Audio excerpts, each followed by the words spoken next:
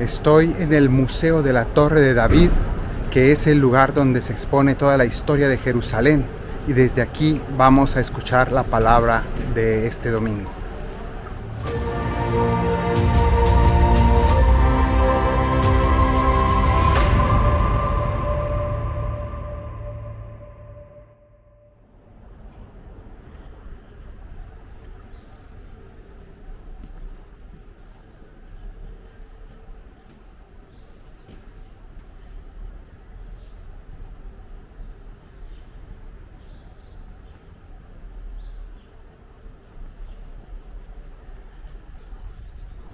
Este domingo, el profeta Isaías en la primera lectura nos habla sobre Jerusalén y dice así: Festejad a Jerusalén, gozad con ella todos los que la amáis. Alegraos de su alegría los que llevasteis luto por ella. Mamaréis de sus pechos y os saciaréis de sus consuelos, y apuraréis las delicias de sus ubres abundantes. Porque así dice el Señor: yo haré derivar hacia ella como un río la paz, y como un torrente en crecida todas las riquezas de las naciones. ¿De qué está hablando? ¿Por qué nos habla de esa manera sobre Jerusalén, que tenemos aquí en una vista privilegiada, una de las mejores desde este palacio de la Torre de David, o la fortaleza de la Torre de David? Pues porque en realidad para nosotros el sentido espiritual de estas palabras es que Jerusalén es la iglesia, y por eso está diciendo que aquí llegará la paz, porque a través de la iglesia de Cristo llegará la paz a todo el mundo. Y concretamente dice esta frase que acabamos de escuchar, que dice que como un torrente en crecida las riquezas de todas las naciones llegarán aquí. ¿Qué significa? En el sentido original estaba hablando acerca de los judíos, esta ciudad con el templo, y que todos los judíos iban a venir a adorar al templo de Jerusalén, que estaba aquí justamente en donde está la cúpula dorada. Pero en realidad para nosotros significa que de aquí, de Jerusalén, salió a todas las naciones la riqueza de Cristo, y que la iglesia recibe las riquezas espirituales y culturales de todo el mundo, de todas las naciones. La iglesia es católica, es universal, y por tanto todo el mundo, toda la humanidad está invitada a venir a la iglesia católica representada en esta ciudad, en estas murallas. Y por tanto esta ciudad santa es precisamente nuestra iglesia católica, que recibe a todos los pueblos para adorar juntos al Señor en el único templo que es nuestro Señor Jesucristo. En el Evangelio de este domingo se nos habla sobre el envío de los apóstoles. El primer envío, cuando Jesús los estaba formando y los mandó a hacer una primera prueba, a evangelizar, a preparar los caminos. Y dice así: en aquel tiempo designó el Señor otros 72 y los mandó por delante de dos en dos a todos los pueblos y lugares donde pensaba ir Él. Claro, ahí está hablando sobre las aldeas de Palestina, donde Jesús iba a predicar. Pero en realidad después, cuando el momento de la ascensión, después de su resurrección, Jesús hizo ya el envío definitivo y los mandó: vayan por todo el mundo y prediquen el Evangelio a todos los lugares, como dice aquí, a donde pensaba ir Él. ¿A dónde piensa ir Jesús? A todo el mundo. Vayan a todo el mundo. Serán mis testigos en todas las naciones, comenzando desde Jerusalén y hasta los últimos confines de la tierra.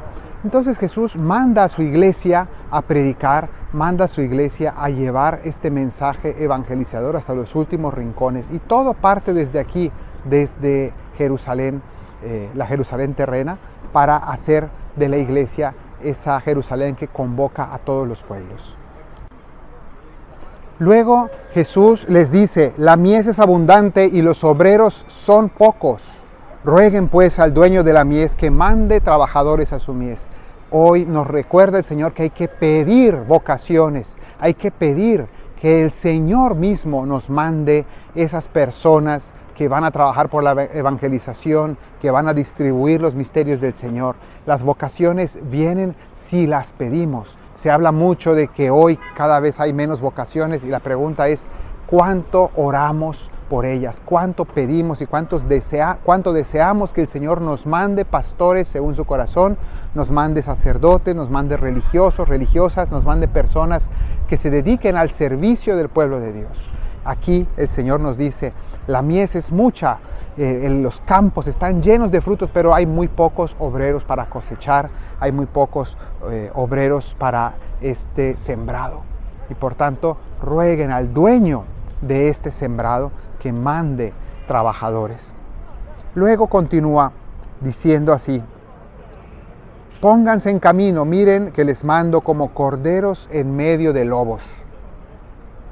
No lleven talega, ni alforja, ni sandalias, y no se detengan a saludar a nadie por el camino. Entonces aquí el Señor está hablando de los peligros que van a afrontar. Les mando como corderos en medio de lobos significa que hay muchos peligros, hay muchas personas que van a estar en contra del Evangelio y de la iglesia, pero al mismo tiempo nos está hablando de que hay que ser como corderos, hay que ser sencillos, transparentes. No se trata de ir ahí a hacer trampas, a ser peores que los enemigos, todo lo contrario, se vence el mal con el bien, con la inocencia, con la bondad. Y después les manda el que no lleven alforja, ni sandalias, ni talega, es decir, que no lleven dinero, que no pongan su confianza en los medios. A veces pensamos, no, vamos a evangelizar el mundo cuando tengamos canales de televisión por todo el mundo y tengamos un montón de riquezas y de dinero para construir cosas. Y al final, claro que los medios pueden ayudar, pero el Señor dice, pongan su confianza en el poder de Cristo, en la sencillez. Vayan y prediquen de persona a persona y todo irá dándose. Y si se llega a necesitar dinero para algo, les llegará ese dinero. Pero no se angustien, no se preocupen, no estén pensando, primero vamos a conseguir medios, primero vamos a conseguir dinero y cuando tengamos dinero vamos a evangelizar. No, así no funciona. Primero evangeliza, muestra el amor de Cristo, da testimonio de tu vida, transmítelo y entonces se irán dando las cosas y tal vez también te llegará el dinero con el que podrás hacer mucho bien a los demás. Pero primero evangeliza y pon tu confianza en el poder de Cristo y no en los medios materiales. La siguiente misión que les da es bendecir. Les dice, cuando entren en una casa, digan primero paz a esta casa y si allí hay gente de paz, descansará sobre ellos su paz y si no, volverá a ustedes. Entonces está hablándonos el Señor acerca de ese mandato que Él da a su iglesia, a hacer bendición en todas partes, a llevar la paz a todo el mundo y aquellos que la reciban, aquellos que acepten el mensaje de Cristo, recibirán paz en sus corazones, en sus hogares, en sus ciudades. Tanto que necesitamos la paz en todo el mundo, en tiempos de guerra, guerras internacionales, pero también guerras dentro de los países, dentro de la delincuencia. Estamos llenos de guerra porque aún no hemos aceptado la paz, como dice aquí. Si ahí hay gente de paz, descansará sobre ellos la paz de Cristo, pero si no, entonces volverá a vosotros, es decir, no se quedará con ellos. Más adelante, quédense en la misma casa, coman y beban lo que tengan, porque el obrero merece su salario. Es decir, ahí está hablando de que las personas, los miembros de la iglesia, pues deben sostener a sus pastores, pero al mismo tiempo los pastores no deben estar pidiendo, ni buscando, ni digamos que procurándose o preocupándose por sus medios de subsistencia, sino que debe ser una mutua ayuda. El pastor se da a sus ovejas y las ovejas a su vez agradecen y sostienen a su pastor. Entonces esto debe ser mutuo, ¿no? La sencillez de los pastores en no estar buscando medios materiales, pero al mismo tiempo el pueblo de Dios que da lo necesario, porque como dice aquí, el obrero merece su sustento o su salario.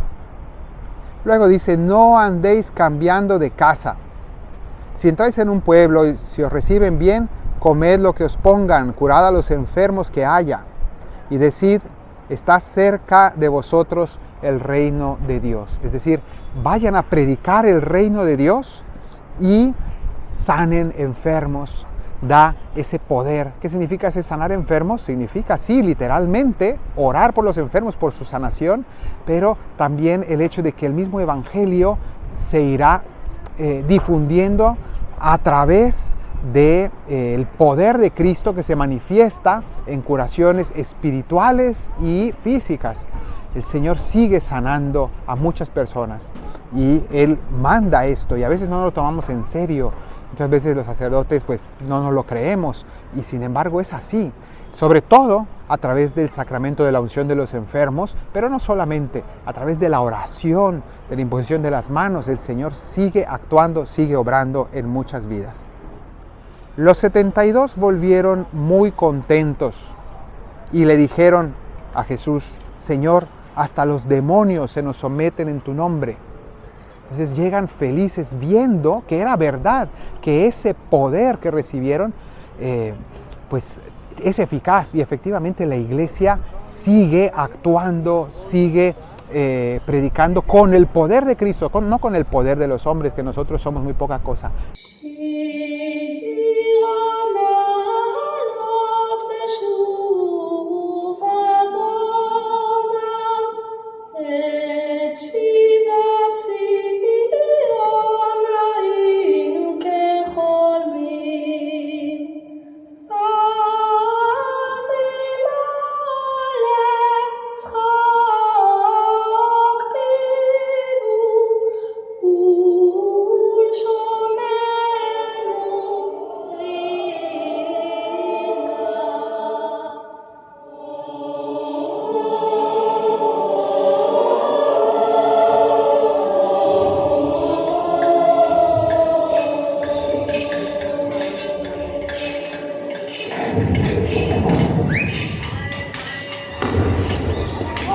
La palabra de Cristo sigue actuando en los corazones y tiene poder. Entonces cuando lo experimentamos nos llenamos de alegría y decimos: ¿cómo es posible que yo, a través de mi predicación, a través de mi oración, hayan ocurrido tantos prodigios, tantas conversiones, tantos cambios de vida, tantos frutos? Es desproporcionado. Estaban felices y le contaban al Señor: hasta los demonios se nos someten en tu nombre. Se sentían poderosos. Y Jesús les contestó: primero, veía a Satanás caer del cielo como un rayo, la caída de Satanás. Mirad, os he dado potestad para pisotear serpientes y escorpiones y todo el ejército del enemigo, y no os hará daño alguno. ¿Qué quiere decir esto? Quiere decir que Jesús está previendo y profetizando que el demonio es derrotado. ¿Dónde? En la iglesia. La iglesia derrota al demonio a pesar de la batalla tan dura que se libra. Es vencido. ¿A través de qué? De la vida de la iglesia, de su predicación, de su misión, de la sanación. Tantos corazones sanados a través del evangelio. Entonces Jesús está anunciando esta realidad, pero también les está diciendo que les he dado potestad para pisotear serpientes y escorpiones. Ustedes tienen poder contra el maligno, tienen poder contra el mal y contra los peligros que van a afrontar. Las serpientes y escorpiones hace referencia al paso por el desierto. El pueblo de Israel estuvo 40 años en el desierto con Moisés y ellos pues pudieron aguantar también pues todas las serpientes, escorpiones, peligros, y nosotros también caminamos por el desierto de la historia, el desierto de la vida, con muchos peligros, pero estamos protegidos, estamos con la ayuda del Señor y con ese poder que Él nos da. Después termina diciendo: sin embargo, no estén alegres porque se les someten los espíritus, estén alegres porque sus nombres están inscritos en el cielo. Es decir, que nuestra alegría no venga en un regodearse por el poder que experimentamos en nuestras manos, porque eso hay que tomarlo con humildad, sino que venga la alegría del hecho de que hemos sido escogidos por el Señor y hemos sido llamados a colaborar con Él en la misión de la iglesia, en la predicación del reino de Dios. Y ese tiene que ser nuestro gozo y nuestro vero entusiasmo. Que el Señor te bendiga desde Sión, el que hizo cielo y tierra, en el nombre del Padre, del Hijo y del Espíritu Santo. Amén.